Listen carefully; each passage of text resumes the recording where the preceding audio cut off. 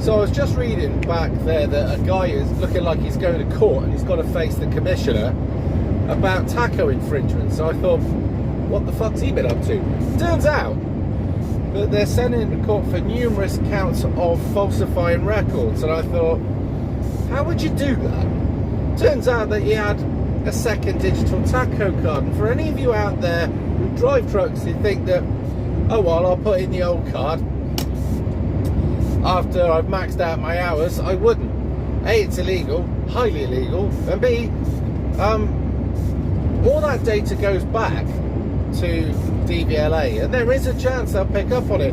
And not just that, you'll find out that when you look at your digital taco card, I think they're in order, so the numbers. So if you're putting in a previous taco card and you've got pulled by whatever they call themselves this week, I think it's DVSA, right, it used to be VOSA, they'll know straight away and you'll be absolutely screwed. And what I actually think this guy was doing, apart from sometimes just pulling his card and driving without it, which is, it shows up on the taco head. And what they do is they marry up who was the last card there and then how long did it drive for after.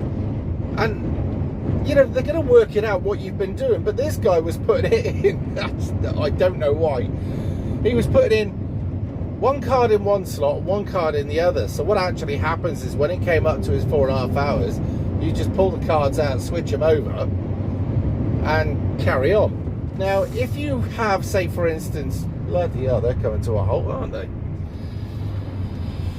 Welcome to Bristol in the rush hour. Anyway, what they do is they if there was two of you working, you could drive up to 21 hours because the idea is the guy in the passenger seat, he's 21 hours I believe, is having a break. You don't get much rest there, especially if you're in one of these. You get no rest, but whatever. So the first driver does his 4.5, they then switch over, switch taco cards, the other guy puts it on rest, and away you go. That's my understanding of it, but I've never wanted to do it anyway because it just means working ridiculous hours, and who wants to do that? I mean, something I was trying to get my head around is, why would you want to work more hours? Yes, there's more money, but if you're driving to the max and pretty much driving tippers, anybody who knows when you're driving tippers, your working day is you drive almost non-stop. In my case, I drive there, they take 30 seconds to load, that's how quick it is, and you're off to the next place. And it takes about less than a minute to tip, and then you're back driving again. It's like that for as close as you can get to 4.5 hours. Then you take your break, and then you try and do it for another 4 and a bit hours, and then you're home. It's a long day. It's excruciatingly long, if I'm completely honest, and it's draining. Why anybody would actually want to extend that is beyond me. Now, maybe it's because he was working for an agency, and there are some unscrupulous agencies out there that won't thoroughly check, but there are some good agencies out there that do. But he was working, I think, for an agency, and obviously they've looked at the name and the details on the card, and it said it was him, and they might have overlooked the digit difference on the card, whatever. But anyway, I think he was just trying to max out as many hours as he could. He's being greedy, but also it's unsafe. Now, I'm not being a do-gooder here, but I understand that how tired you can get. Now, some of you might not drive trucks, and some of the lorry drivers will understand. For those of you who don't drive very often, and then you go and drive for say 2 or 3 hours, you'll know how tiring that is. Well, we build up a tolerance to it because we're doing it all the time. It's like anything, but we still get tired, and it is dangerous. And you can go into this almost trance-like state if you're not careful, where you're not as alert, obviously.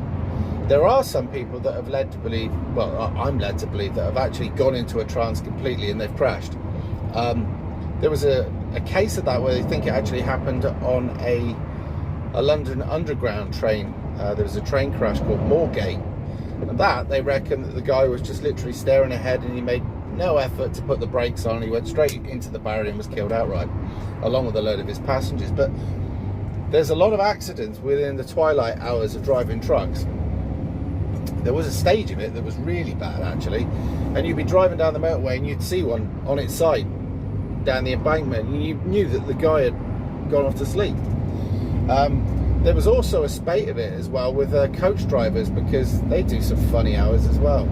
And hats off to a coach driver if you're one of those. Nobody wants to take live load around with them that can answer back. Maybe you do. And also their money has to be made up out of tips as well, so that's not so great.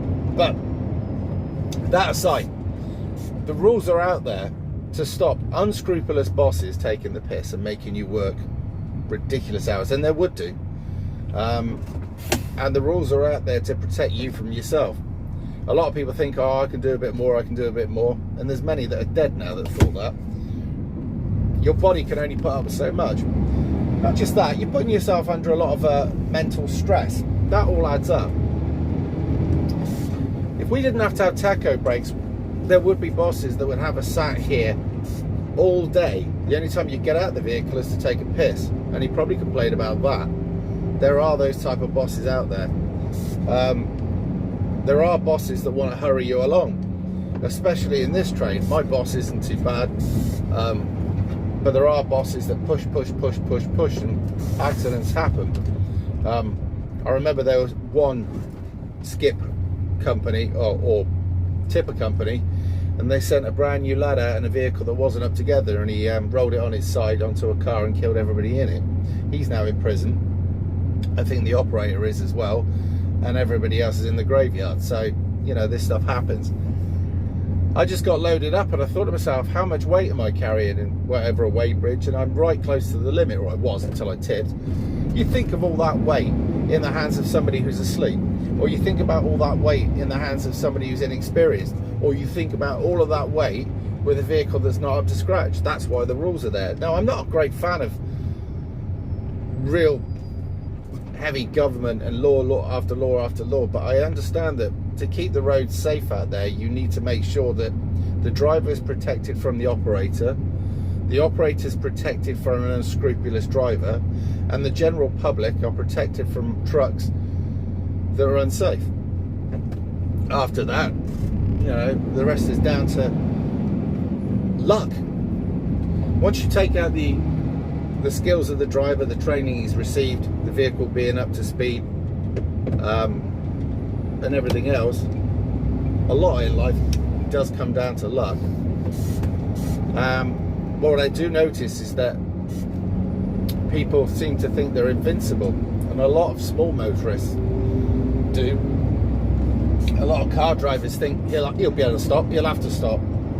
It's not always the way. A lot of car drivers just don't give a shit. Cyclists, there's two types. There's the ones that do give a shit, and there's the ones that are just outright arseholes. Pedestrians, many of them are in their own little world with their headphones on, or they're one of our drivers over there. There you go. He's looking. He's like, what the fuck's he doing there? But anyway, a lot of pedestrians are literally walking zombies. They scare the shit out of me, because you have to anticipate what they're going to do. You would anyway, but you have to do it more if they've got headphones on, or if they've got a hoodie up, or if they're walking around looking at their phone, which is often the case. Now, some of you are going, you're preaching about safety and you're doing a video. Yeah, I am, because it's no different to having a passenger in the car and talking to them. I look at that phone about as much as you'd look at the rear view mirror if you're any good. So, well, no, probably if you weren't any good, actually, because I don't really look at the phone very often, am I? So, yeah, so it is what it is. And I've already spoke about the mirrors thing, and you look out the corner of your eyes into the mirrors as well for anything a bit weird, and the drivers who drive HGVs will know what I mean. But yes, so I have no sympathy for that guy that broke the law. You're a fucking idiot, mate. You're a fool to yourself, you're a fool to everybody else, and you're just being greedy. And greed, this time, caught you out. But yeah, let me know what you think about driver hours, driver regulations, and all of that, because there is a lot about the industry and stuff that isn't right, and I've done plenty of videos about that. But this is particularly on fiddling tachographs and the stupidity of doing it. Now, everybody makes genuine mistakes. Everybody. People get an infringement for an overspeed. An overspeed is when you've gone above 56 but not above 60. Well, you can get it going above 60, but if I'm going downhill and I stay going downhill for a little while at 58 or something like that, I can collect an overspeed. I haven't broken the speed limit, but I've got over 56 for a period of time. Stuff like that. Sometimes you can be driving along, you've planned your brake, everything's going well, then all of a sudden something ruins the day. You're stuck in traffic, you're creeping forward, and you can't make your stop. And you go over your 4.5 hours driving. Now, if it's done once every now and again, the powers that be will say that was a genuine mistake, whatever. If you're doing it all the time, they will probably come down on you. And there's things like that. You know, there are genuine mistakes out there, but if you stick to the law, right, and you do as best as you can about planning, you shouldn't fall foul of it. And the more experience you get about driving trucks, the more likely you are to stay within the law. If you're a new driver, you can make mistakes, and they're honest. But yeah, let me know what you think in the comments. Anyway, I'm going to go back to my long day. Thursday's usually the most tiring because you still know you've got another day of it to go. Friday's just literally just trying to get through the day, because you know the roads are going to be absolutely stuffed. You know everybody's on their way home. You know that it's going to fall apart at about 11 o'clock onwards. And it's the best you can do after being completely exhausted of a really long week of driving endless hours, that you just want to get home, like anybody else I suppose, and you've just literally got to keep your shit together for just a few more hours. And it's usually Fridays that most people think about quitting, or Monday. I think Monday, looking at the week ahead and going, I can't face this, or Friday when you're just so utterly shattered that you really can't take any more of what life is throwing at you, and you're like, oh fuck this, I've had enough. That's when resolve comes in. That's when determination and grit comes in. That's when biting your mouth, your lip, or just walking away comes in. Every fucking week. But there you are. Right, I'm gonna get off. I'll see you in a bit.